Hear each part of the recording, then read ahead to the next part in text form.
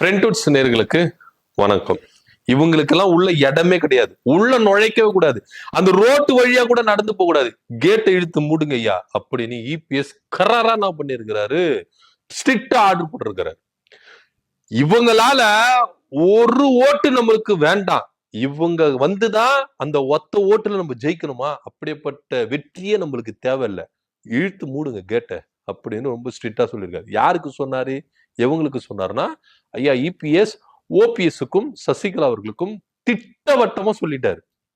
கூட்டணிக்குள்ள கூட வேண்டாம், நீங்க கட்சியில விட்டுருங்க, கூட்டணிக்குள்ள கூட ஐயா ஓபிஎஸ் உள்ள வரவே கூடாது, ரொம்ப கராரா சொல்லியிருக்கிறாங்க. ஆனா பாஜக என்ன நினைக்கிறாங்க, ஓபிஎஸ் வேணும், தென் மாவட்டங்கள்ல முக்குளத்தோர் வாக்கு நமக்கு வேணும், அதனால ஓபிஎஸ் தரப்பையும் டிடிவி தினகரன் தரப்பையும் ரெண்டு பேரையும் சேர்த்து கொள்ளே ஆகணும் அப்படின்னு பாஜக ஒத்த கால நிக்குது.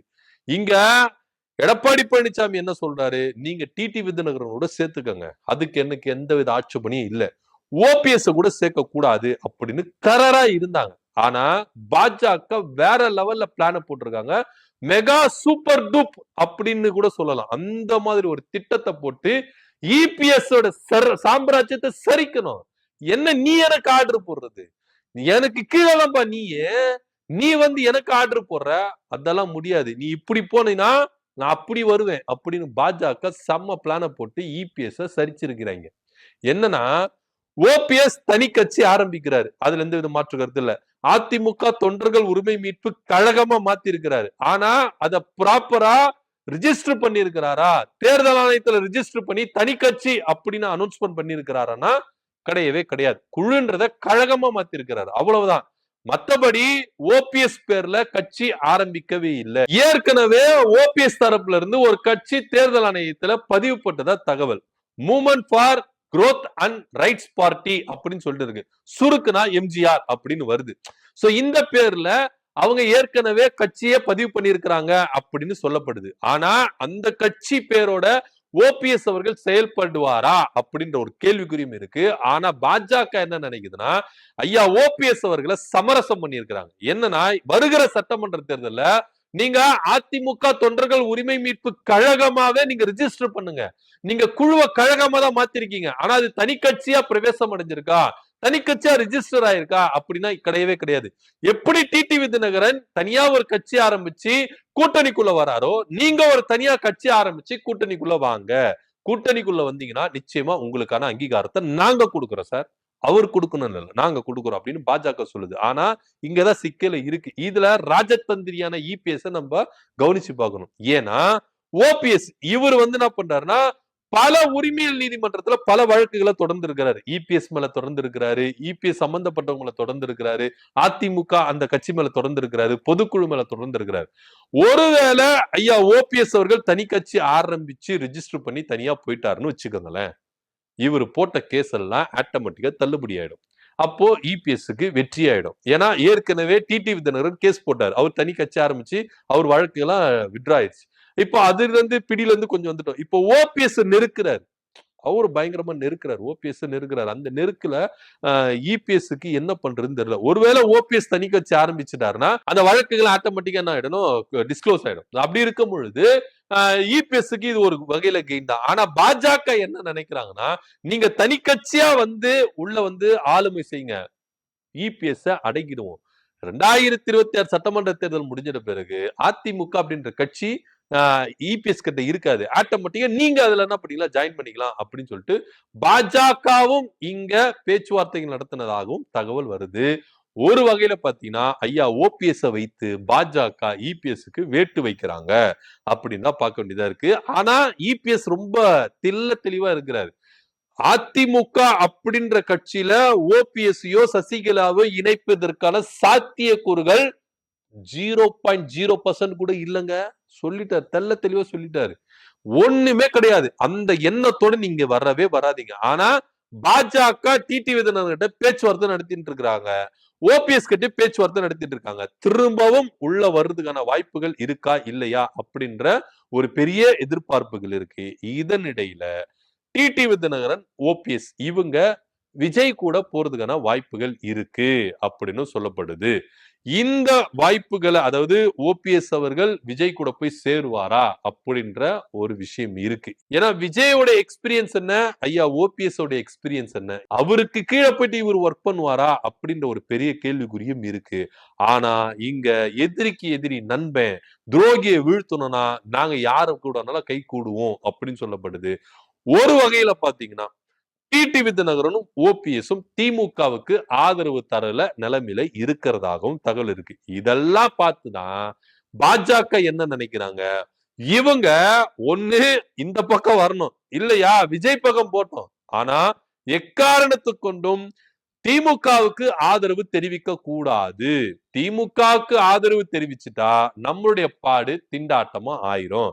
அதனால திமுக பக்கம் இவங்க போகவே கூடாதுப்பா அப்படின்னு பாஜக சூப்பரா என்ன பண்றாங்க, காய்களை நகர்த்திட்டு வராங்க. ஒரு வகையில விஜய் பக்கம் போனா அது பாஜக தான் கெயின். தேர்தல் முடிஞ்சிட்ட பிறகு ஆட்டோமேட்டிக்கா விஜய் அவர்கள் பாஜக கூட தான் கூட்டணி விற்பாரு. ஏன்னா இப்ப அவருக்கு கொடுத்திருக்கிற அஜெண்டா என்னன்னா, பெண்கள் வாக்குகளை பிரிக்கணும், சிறுபான்மையினர் வாக்குகளை பிரிக்கணும். இதுதான் விஜய் அவர்களுக்கு கொடுக்கப்பட்டிருக்க கோல்.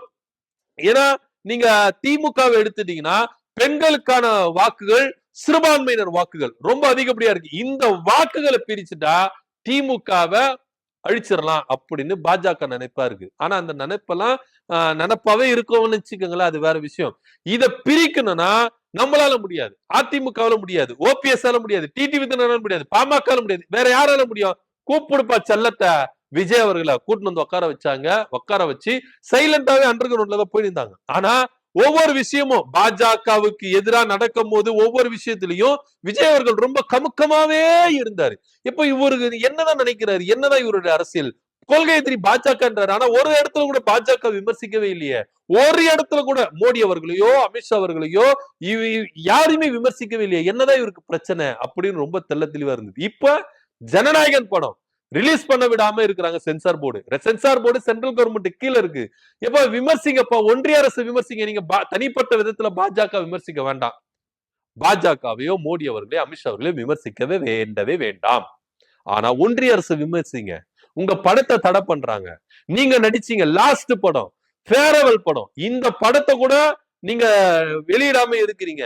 விமர்சிங்க. ஏன்னா யாருமே விமர்சிக்க மாட்டாங்க.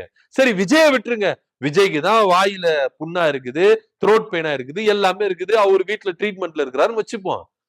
கூட இருக்கிற ஆதவர்ஜுனா, புஷி ஆனந்த், நிர்மல் குமார், யாரா ஒருத்தர் விமர்சிங்கப்பா. நாங்களாம் விமர்சிக்க மாட்டோம். அவங்களாம் எங்களுக்கு எவ்வளவு பெரிய தெய்வம். பாஜக எல்லாம் ஒன்றிய அரசுல எங்களுக்கு கடவுளுங்க. அவங்களெல்லாம் நாங்க விமர்சிக்க மாட்டோம். கடவுளே சாமியை விமர்சிச்சா நம்மளுக்கு என்ன ஆகும்? போஜனம் கிடைக்குமா, புண்ணியம் கிடைக்குமா? அவங்கள விமர்சிக்க கூடாதுங்க.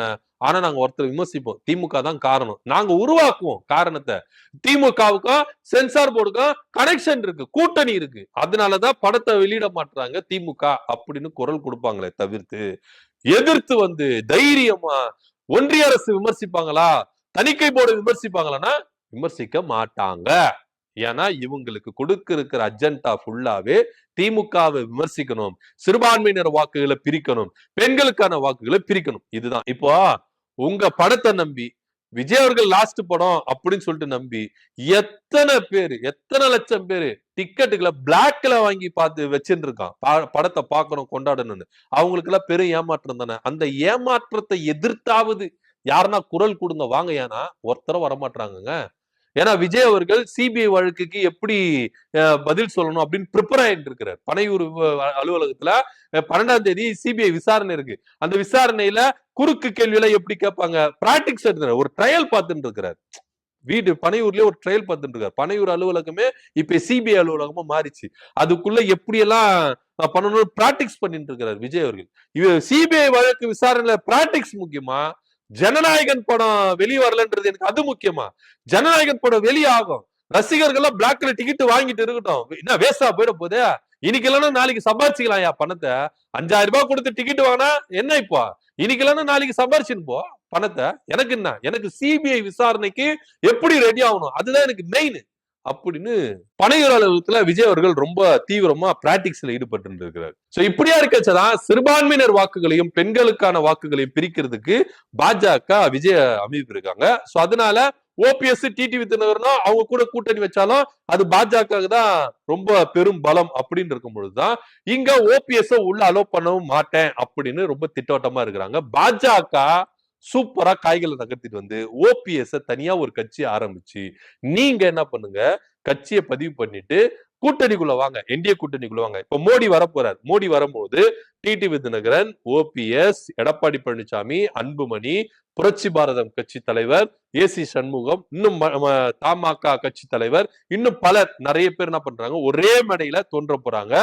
தோன்றி நாங்க தான் ஜனநாயக கூட்டணி, பெரும் படை, பலமான கூட்டணி, நாங்கள் பார்த்து கொள்ளுங்கள் அப்படின்னு தம்பட்டு அடிக்க போறதா தகவல் வந்திருக்கு. மோடி அவர்கள் தமிழ்நாட்டு வரதுக்குள்ளாக ஓபிஎஸ் டிடிவி தினகரன் மீண்டும் என்டிஏ கூட்டணிக்கான இணைப்புகள் வேலைகளை ரொம்ப கதகச்சிதமா செஞ்சிருக்காங்க. என்ன நடக்குது, எப்படி எல்லாம் இதை இது பண்ண போறாங்க, எடப்பாடி பழனிசாமி ஓபிஎஸ் அக்செப்ட் பண்ணி போறா கூட்டணிக்குள்ள அப்படின்னு பார்க்க வேண்டிய ஒரு விஷயமா இருக்கு. இதுல இன்னொரு சுவாரஸ்யமான என்ன விஷயம்னா, டிடிவி தினகரனும் ஓபிஎஸும் உள்ள வந்துட்டா இபிஎஸ் இவங்க ரெண்டு பேருக்கு வேலை பார்ப்பாங்களா அப்படின்ற ஒரு தகவல் இருக்கு. ஆக மொத்தம் இங்க உள்குத்தடி வேலை நிறைய இருக்கும்பா. மேல் மட்டத்துலதான் கூட்டணி, ஆனா கிரவுண்ட் லெவல்ல உள்குத்து வேலைகள் நிறைய நடக்கும் அப்படின்னு ஒரு கருத்து முன்வைக்கப்படுது. பொறுத்திருந்து பார்க்கலாம் இவங்களுடைய நாடக மாய ஜாலங்கள் தேர்தல்ல பலிக்குதா பலிக்கலையா அப்படின்ற பொறுத்திருந்து பார்க்கலாம். ஓபிஎஸ் அவர்கள் தனி கட்சி ஆரம்பிச்சு என்டிஏ கூட்டணிக்குள்ள வரணும் அப்படின்னு பாஜக சூப்பரா காய் நகர்த்திட்டு இருக்கு. இதனிடையில இபிஎஸ் ஓபிஎஸ் வேண்டவே வேண்டாம் அப்படின்னு சொல்லிட்டு மரண்டு பிடிக்கிறாரு. இதை பத்தி உங்க கருத்து அப்படின்னு கீழே கமெண்ட் பண்ணுங்க. நன்றி, வணக்கம்.